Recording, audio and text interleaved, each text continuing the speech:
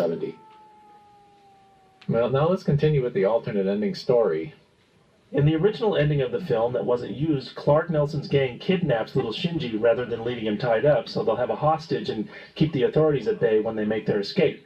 Nelson flees in a Cessna, but the plane crash lands on Mount Kirishima in the Kyushu region of Japan, and the villains hide out in a cave while trying to figure out an escape route. While the heroes and authorities are away tracking down Nelson, Mothra endures the heat cannon treatment and emerges from the cocoon. Our heroes finally find the cave where Nelson's hiding, and there's a standoff between the thugs and the police. Nelson's injured from the plane crash, and he can no longer carry the case with the fairies in it, so he makes the little Shinji carry it at gunpoint. When Shinji tries to escape, one of Nelson's henchmen aims a gun straight at the boy, but just as the man fires, Shinji trips and falls, evading the bullet.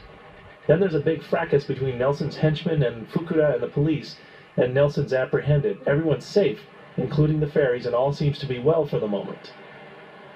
While our heroes pursue Nelson, Mothra has been aimlessly circling Tokyo Tower, but once the fairies are released from their cage and begin to sing, Mothra heads directly for Kyushu.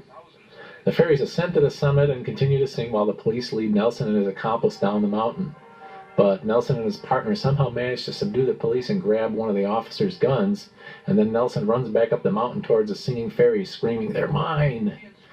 And now Mothra arrives on the scene, and Nelson and his thug open fire on the creature with their handguns. The small beauties climb up onto Mothra, and the giant insect flies up into the sky, and the monster then turns directly at Nelson, and as a result the villain falls backwards off of a cliff to his doom. Mothra flies away as the girls bid farewell to their friends.